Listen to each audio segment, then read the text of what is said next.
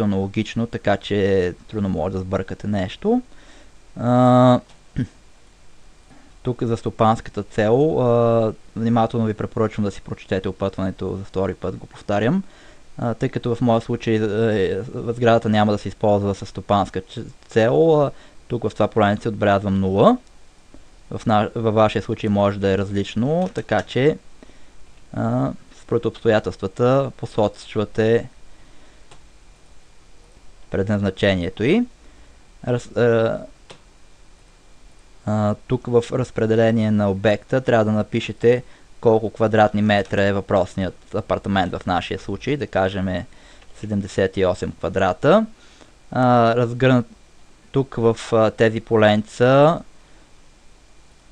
тук в тези поленца, в зависимост от това дали имота има мазе или таван, може да запишете колко квадрата са те. Въпросната информация за имота може да я откриете да видите от самия нотариален акт или документ за собственост.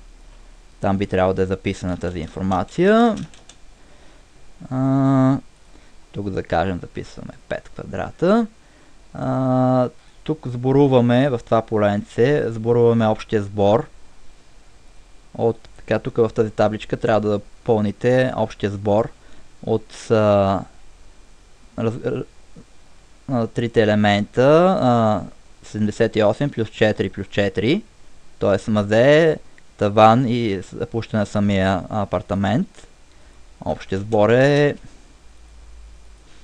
87 квадратни метра. Пише ми си 87. Тук в височина, в това поленце, за височина на обекта, в моя случай при попълването на въпросната декларация не съм попълвал данни, тъй като се явявам физическо лице, не съм някаква фирма. Тук прочетете внимателно, е описано точно за какво става въпрос. И в това видео няма да попълня височина на обекта. Тук за таблица 4 отбелязвате, поръчвам ви да прочетете тук право на собственост и отбелязвате в тези поленца идеалните части на всеки собственик. Тоест тук съответно отбелязвате по една втора за всеки един от собствениците, в нашия случай, ако собствениците са двама, примерно. Тук за кого от собствениците от таблица 1 жилището основно, ако отбележите, да кажем,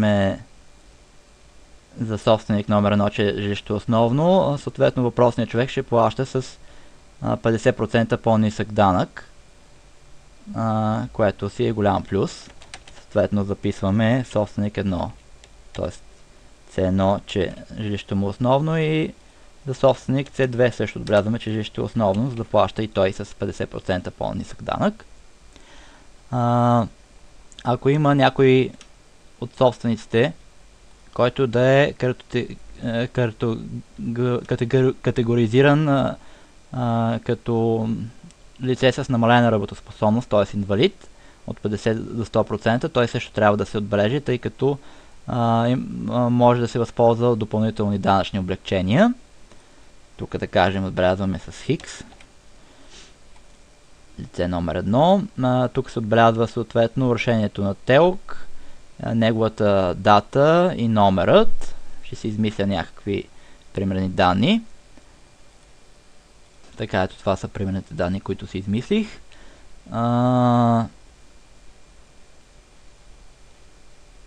Тук съответно се записва и срокът, в който изтича инвалидността, ако да кажем то е само за период от 3 години. Тук трябва да отбележите съответно кога изтича в тази табличка. Ето това е примерната дата, когато изтича инвалидността. Тук в тези поленца пак отбелязвате ЕГН-то на лицето, което подава въпросната декларация. Така. Т.е. ЕГН-то на декларатора. Отбелязвате си тук също така и номерът на страничката.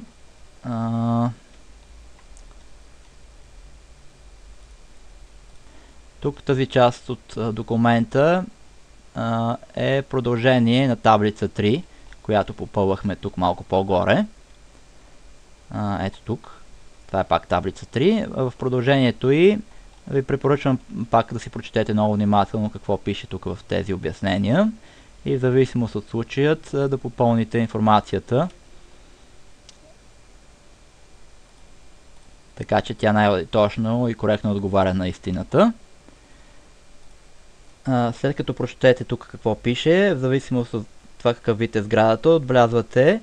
В моя случай беше масивна монолитна и затова тук под M3 отбелязваме с хиксче масивна монолитна, а на останалите поленца отбелязваме с 0. Тук в тези поленца поставяме нули, поне в нашия случай. Тук отписваме дали имота е електрифициран с хиксче, ако има електричество, дали е водоснабден, дали има канализация, ТЕЦ и телефон. Да кажем, ако няма телефон, записваме 0. Тук за основен ремонт в тези поленца се отбелязва дали сте подобрявали по някакъв начин състоянието на имота, дали сте му сложили климатик, изолация и тук си е описано много добре точно какво трябва да запишете, в зависимост от случая. В моя случай не са му правени никакъв вид санирания и подобрения, затова отбелязваме с 0. Ако има подобрение, съответно с X ще отбелязват. Така, тук по таблица, в смисъл по точка 6 право на ползване, аз не съм я попълвал в моя случай, тъй като не ме засягаше и в този пример няма да я попълвам. Отиваме на следващата страница. Тук тази информация се попълва само служебно, така че единственото, което може да отбележим е страницата. Тук може да оставим. Тук също така трябва да се подпишеме, т.е. декларатора да се подпише.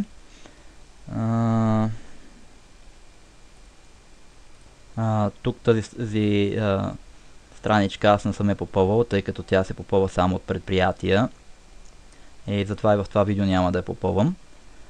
Отиваме към следващата страница. Земя. В моя случай и нея не съм попълвал, тъй като не е било необходимо да се попълва, затова и в този случай няма да я попълня, но тук всичко си обяснено много добре, така че предполагам, след като прочетете обяснението, няма да имате никакви проблеми с попълването. И сега отиваме на последната страница. Тук записваме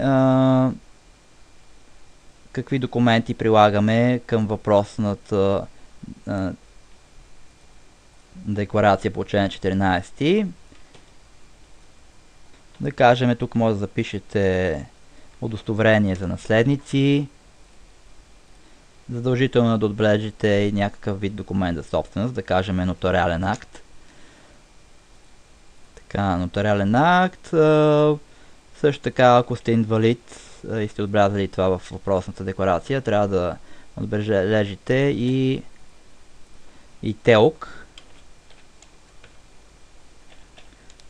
Така, може би с големи букви е по-подходящо да се напише. Тук се подписва въпросният декларатор. Ако въпросната декларация се подава посредством упълномощено лице, тук се попълват също данните. Първо на въпросното лице, което е декларатора, т.е. на собственика на имота. В нашия случай Георги Георгиев. Записваме тук.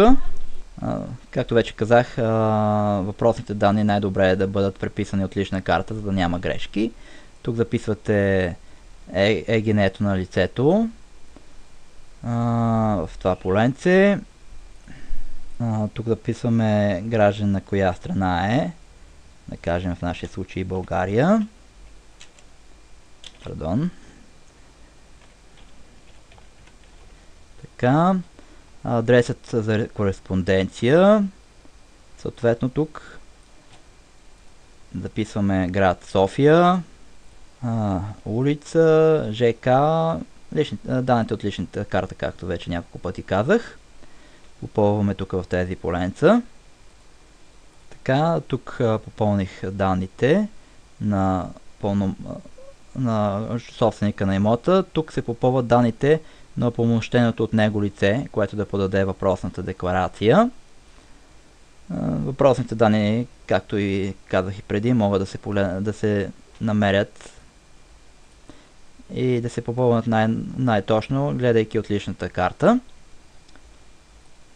Така, тук ще попълня всичките данни, примерни, като дам пауза и после ще пусна видеото. Така попълнихме данните за упълномощеното лице, което да подаде въпросната декларация. Тук се поставя датата и съответно тук се подписва упълномощителя. И това е всичко.